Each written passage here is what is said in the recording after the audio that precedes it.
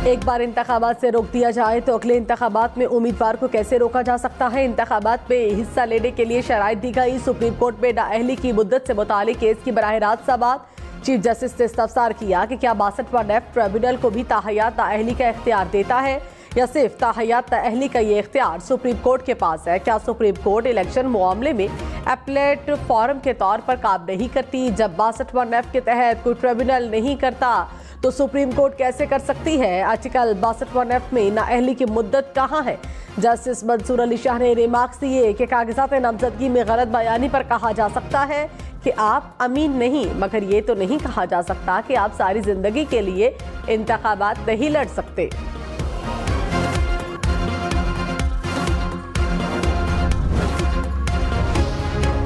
और शेख रशीद के रावलपिंडी के दोनों हलकों NH56-57 से कागजात नामजदगी मंजूर। Lahore high court Rawalpindi bench ने सरबरा अवामी मुस्लिम लीग को इलेक्शन लड़ने के लिए अहल करार दे दिया।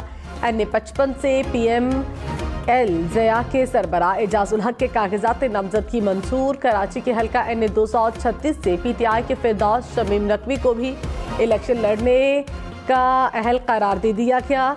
चौधरी परवेज इलाही, मोनिस इलाही और कैसरा इलाही के कागजात नामजदगी मुस्तरद होने के खिलाफ अपीलों पर समाअत। एक बार इंतखाबात से रोक दिया जाए तो अगले इंतखाबात में उम्मीदवार को कैसे रोका जा सकता है। इंतखाबात में हिस्सा लेने के लिए शराइत दी गई। सुप्रीम कोर्ट में नाअहली की मुद्दत से मुतालिक केस की बराह रास्त समाअत। चीफ जस्टिस ने इस्तफसार किया कि क्या 62 ट्रिब्यूनल को भी ताहयात नाअहली का इख्तियार देता है या सिर्फ ताहयात नाअहली का ये इख्तियार सुप्रीम कोर्ट के पास है। क्या सुप्रीम कोर्ट इलेक्शन मामले में अपीलेट फोरम के तौर पर काम नहीं करती? जब 62 के तहत कोई ट्रिब्यूनल नहीं करता तो सुप्रीम कोर्ट कैसे कर सकती है? आर्टिकल 62 में नाअहली की मुद्दत कहाँ है? जस्टिस मंसूर अली शाह ने रिमार्क्स दिए कि कागजात नामजदगी में गलत बयानी पर कहा जा सकता है कि आप अमीन नहीं, मगर ये तो नहीं कहा जा सकता कि आप सारी जिंदगी के लिए इंतखाबात नहीं लड़ सकते।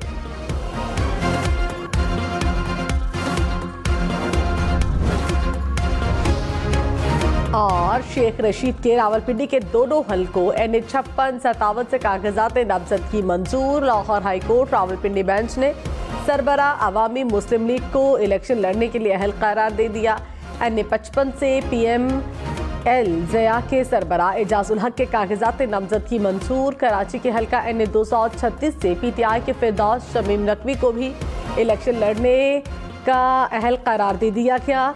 चौधरी परवेज इलाही, मोनिस इलाही और कैसरा इलाही के कागजात नामजदगी मुस्तरद होने के खिलाफ अपीलों पर समाअत। एक बार इंतखाबात से रोक दिया जाए तो अगले इंतखाबात में उम्मीदवार को कैसे रोका जा सकता है। इंतखाबात में हिस्सा लेने के लिए शराइत दी गई। सुप्रीम कोर्ट में नाअहली की मुद्दत से मुतालिक केस की बराह रास्त समाअत।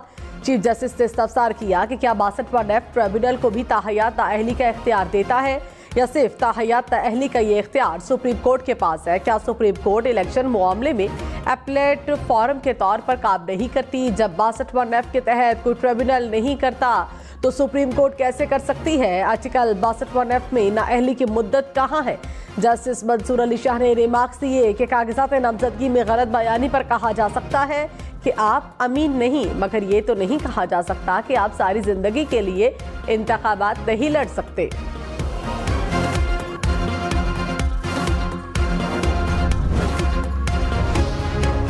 और शेख रशीद के रावलपिंडी के दोनों हलकों NH56-57 से कागजात नामजदगी मंजूर। Lahore high court Rawalpindi bench ने सरबरा अवामी मुस्लिम लीग को इलेक्शन लड़ने के लिए अहल करार दे दिया। NA55 से PML ज़िया के सरबरा एजाजुल हक के कागजात नामजदगी मंजूर। कराची के हलका NA236 से PTI के फिरदौस शमीम नकवी को भी इलेक्शन लड़ने का अहल करार दे दिया गया। चौधरी परवेज इलाही, मोनिस इलाही और कैसरा इलाही के कागजात नामजदगी मुस्तरद होने के खिलाफ अपीलों पर समाअत।